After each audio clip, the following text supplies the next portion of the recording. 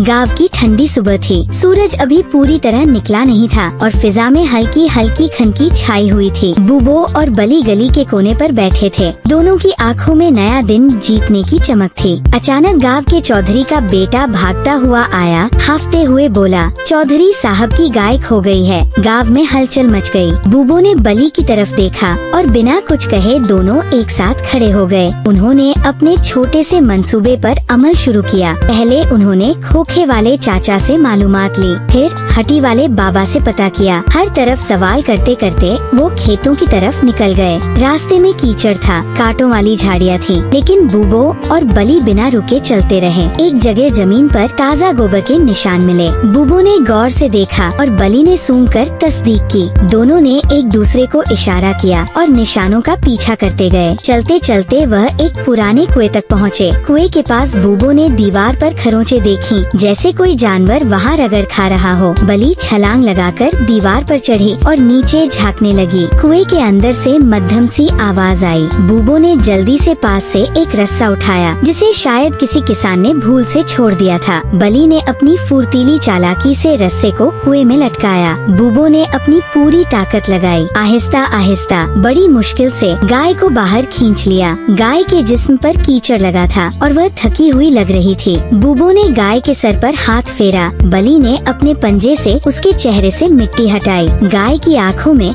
शुक्रगुजारी नजर आई। दोनों ने गाय को आहिस्ता आहिस्ता गांव की तरफ हाका। रास्ते में बच्चे तालियां बजा बजा कर उनकी हिम्मत अफजाई कर रहे थे। जब वो गांव वापस पहुँचे तो चौधरी साहब दौड़ते हुए आए। गाय को देखकर उनकी आंखों में आंसू आ गए। उन्होंने बूबो और बली के सिरों पर हाथ फेरा और पूरे गांव ने खुशी से नारे मारे। चौधरी साहब ने बूबो और बली को इनाम में ताज़ा दूध, फलों की टोकरियां और नरम बिस्तर दिए। लेकिन बूबो और बली को असली खुशी गांव वालों की मुस्कुराहटों से मिली। रात को जब दोनों अपने छोटे से कच्चे कमरे में वापस आए तो थकन के बावजूद उनके चेहरों पर एक इत्मीनान भरी मुस्कान थी। अगली सुबह सूरज की पहली किरण के साथ बूबो और बली फिर तैयार थे। इस बार गांव के पुराने बुजुर्ग ने उन्हें बुलाया। उनके बाग में छोटे बच्चे शरारत से आम तोड़ रहे थे और बुजुर्ग बहुत फिक्रमंद थे। बूबो ने बली की तरफ देखा और बली ने समझकर सर हिलाया। दोनों खामोशी से बाग में दाखिल हुए। बली ने अपनी फुर्तीली हरकतों से बच्चों का ध्यान अपनी तरफ लगाया और बूबो ने दरख्तों के पास जाकर हाथ हिलाना शुरू कर दिए। बच्चे हंसते हंसते बली के पीछे दौड़ने लगे और देखते ही देखते बाग से बाहर निकल गए। बूबो ने बड़े आराम से आमों के नीचे टोकरियां रख दी ताकि कोई आम जमीन पर गिरते ही खराब न हो। बुजुर्ग ने खुश होकर उनके लिए मीठे आमों का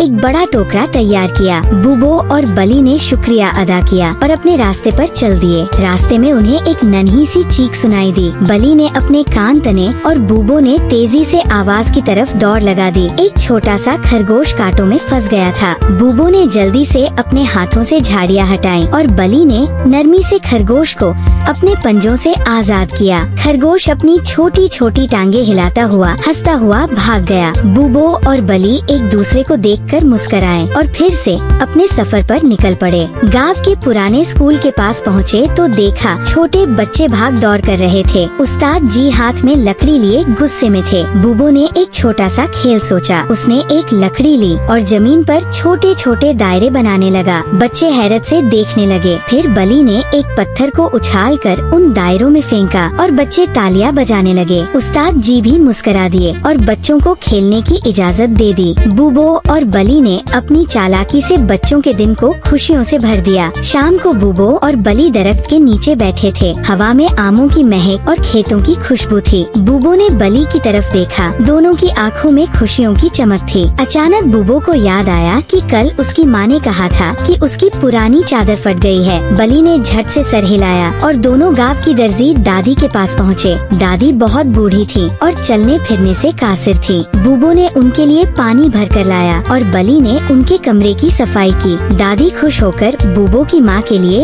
एक खूबसूरत नरम कपड़े की चादर सीती रही। जब चादर तैयार हुई तो बूबो और बली ने खुशी खुशी चादर उठाई और बूबो की माँ के घर पहुँचे। बूबो की माँ ने चादर देखकर आंसू बहा दिए और दोनों को गले लगा लिया। रात के आसमान पर सितारे झिलमिला रहे थे। बूबो और बली आसमान की तरफ देखते हुए सोचने लगे कि छोटी छोटी मद्दे भी कितनी बड़ी खुशियाँ ला सकती है। ये पहली मुहिम थी, लेकिन दिलों में नई ख्वाहिशें और नए ख्वाब जाग चुके थे। सुबह की नरम रोशनी गांव की गलियों पर छाई हुई थी। बूबो और बली अपने कच्चे कमरे से निकले तो पूरा गांव किसी परेशानी में मुब्तला नजर आया। गांव के मैदान में सब जमा थे। एक किसान की बेटी नन्ही सलमा कहीं गुम हो गई थी। उसकी माँ रो रो कर बेहाल हो रही थी। बूबो ने बली की तरफ देखा और दोनों ने खामोशी से एक दूसरे को इशारा किया। उन्होंने सलमा को ढूंढने के लिए गांव के किनारे से अपना सफर शुरू किया। रास्ते में झाड़ियाँ, कंकर भरी पगडंडियाँ और मिट्टी के ढेर थे, मगर बूबो और बली एक पल भी रुके बिना चलते रहे। वह जहाँ भी जाते जमीन पर नन्हे नन्हे कदमों के निशान देखने की कोशिश करते। अचानक बली ने कान तने और दूर से रोने की आवाज सुनाई दी। बली ने बूबो को इशारा किया और दोनों खामोशी से आवाज की तरफ बढ़ने लगे। एक पुरानी मंढेर के पीछे सलमा एक झाड़ी में फंस गई थी। बूबो ने झाड़ियों को आहिस्ता आहिस्ता हटाया और बली ने अपने नरम पंजों से सलमा को बाहर निकाला। सलमा का चेहरा आंसुओं से भीगा हुआ था, मगर बूबो और बली की मुस्कानें देखकर वह भी मुस्कुराने लगी। दोनों ने सलमा को नरमी से सहारा दिया और गांव वापस ले आए। जब सलमा की माँ ने अपनी बच्ची को देखा तो दौड़कर उसे गले लगा लिया। पूरे गांव में खुशी की लहर दौड़ गई। चौधरी साहब ने बूबो और बली को फिर से सबके सामने शाबाश दी। बूबो और बली ने एक दूसरे की तरफ मुस्कुरा कर देखा और चुपचाप अगली मुहिम की तैयारी में लग गए। अगली सुबह बूबो और बली एक पुरानी हवेली के पास से गुजरे। वहाँ एक कुत्ता भौंक रहा था और उसकी एक टांग जख्मी थी। बूबो ने बली के कान में सरगोशी की और बली ने सर हिलाकर हामी भर ली।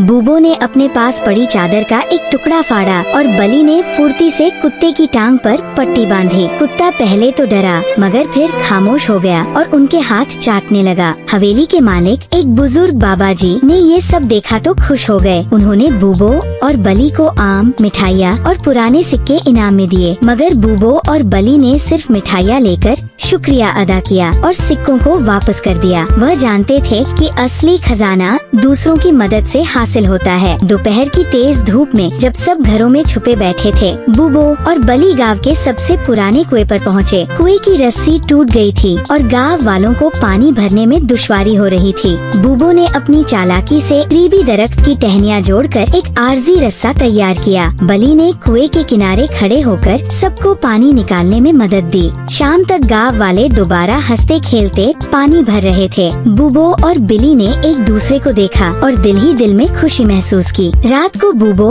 और बिली गांव के पुराने लालटेन वाले स्तंभ के पास बैठे थे। लालटेन की रोशनी धुंधला रही थी। बूबो ने स्तंभ के नीचे जाकर तारों को देखा और बिली ने करीबी दुकान से एक पुराना बल्ब उठा लिया। दोनों ने मिलकर लालटेन की मरम्मत की और रोशनी फिर से चमकने लगी। गांव का हर कोना जगमगा उठा। इसी वक्त एक बूढ़ी अम्मा जो अक्सर अंधेरे में रास्ता भूल जाती थी, लालटेन की रोशनी में मुस्कुराती हुई अपने घर पहुंच गई। बूबो और बिली ने अम्मा को सलाम किया और फिर दरख्त के नीचे बैठकर आराम करने लगे। अगले दिन जब सूरज पूरी आबोताब से चमक रहा था, गांव में मेले की तैयारियां हो रही थी। बच्चे रंग बिरंगे कपड़े पहने दौड़ते फिर रहे थे, लेकिन मेले में आने वाले एक भिखारी बाबा की जेब से आखिरी सिक्का गिर गया था और वह बहुत परेशान था। बूबो ने छुपकर सिक्का ढूंढने की ठानी। बिली ने जमीन पर नाक रगड़कर खुशबू पकड़ी और बूबो ने अपनी तेज नजर से सिक्का ढूंढ निकाला। बाबा जी के हाथ में सिक्का वापस आते ही उनकी आंखों में आंसू आ गए। उन्होंने बूबो और बिली को दुआएं दी और हाथ उठाकर उन्हें खुशियों की दुआ दी। शाम का वक्त आया तो गांव के बच्चे बूबो और बिली को घेर कर बैठ गए। बच्चे चाहते थे कि बूबो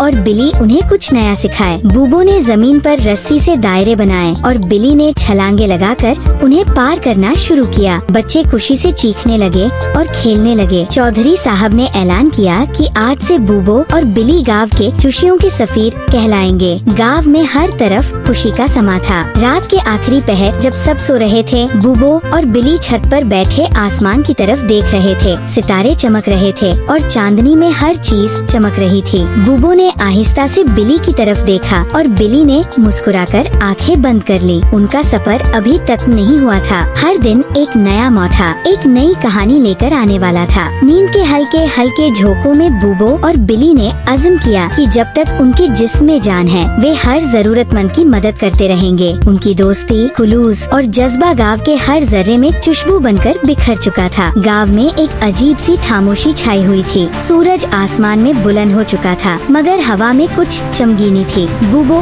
और बिली जो हमेशा चुशियों के पीछे दौड़ते रहते थे, आज कुछ फिक्रमंद नजर आ रहे थे। गाँव के लोगों ने एक और मुश्किल की खबर सुनी थी। गाँव के करीब वाक़े एक छोटे से दरिया की सतह तेजी से कम हो रही थी और अब गाँव वालों के पास पानी का संकट आ गया था। चौधरी साहब और गाँव के बुजुर्ग इस मसले को हल करने के लिए जमा हुए, मगर कोई हल नहीं निकाल सके। बूबो और बिली ने फैसला किया कि वे इस मुश्किल का कोई न कोई हल जरूर निकालेंगे। दोनों ने गाँव के दरिया की तरफ रवाना होने का फैसला किया। जब वे दरिया के किनारे पहुँचे तो देखा कि पानी वाकई कम हो चुका था। दरिया की गहरी धारा और किनारे पर पड़ी मिट्टी ने सब कुछ उलझाया हुआ था। बूबो और बिली ने पहले सब कुछ गौर से देखा, फिर बूबो ने अपनी ज़हानत का इस्तेमाल करते हुए कहा, हमें इस जगह का जायजा लेकर पानी को कुछ वक्त के लिए रोकना होगा ताकि गाँव को कुछ अरसे तक पानी मिल सके। बिली ने सर हिलाया और दोनों मिलकर दरिया के किनारे जाकर छोटे छोटे पत्थरों को जमा करने लगे। इन पत्थरों से एक दीवार बनाई ताकि पानी को कुछ वक्त के लिए रोका जा सके। ये काम बहुत मुश्किल था, लेकिन बूबो और बिली ने हिम्मत न हारी। घंटों की मेहनत के बाद वे एक छोटी सी दीवार बनाने में कामयाब हो गए, जिससे दरिया का पानी गाँव की तरफ मोड़ने में मदद मिल रही थी। जब गाँव के लोग इस नए हल को देखने आए तो वे हैरान रह गए। चौधरी साहब और दूसरे बुजुर्गों ने उन्हें गले लगा लिया और कहा, ये तुम्हारी मेहनत और ज़हानत का नतीजा है कि आज गाँव को पानी मिल रहा है। गाँव वालों ने बूबो और बिली को इनामात से नवाजा, लेकिन बूबो और बिली ने इनामात लेने के बजाय सिर्फ शुक्रिया कहकर गाँव के बुजुर्गों को बताया, हमें सबको एक दूसरे की मदद करनी चाहिए, यही असल ताकत है। इसके बाद बूबो और बिली की मदद से गाँव की जिंदगी फिर से मामूल पर आ गई, लेकिन उनका मकसद अब कुछ और था। उन्होंने ये सीखा कि असल ताकत और कामयाबी सिर्फ मोहब्बत, खुलूस और दूसरों की मदद में छुपी होती है। गाँव में खुशियाँ दोबारा लौट आई थी। बच्चे खेल रहे थे, बुजुर्ग हंसते हुए एक दूसरे से बातें कर रहे थे और जमीन पर फूलों की खुशबू फैल गई थी। बूबो और बिली के दिल में ये बात बैठ चुकी थी कि वे जिस सफर पर निकले थे उसका मकसद सिर्फ अपनी खुशी नहीं था, बल्कि दूसरों की जिंदगी बेहतर बनाना था।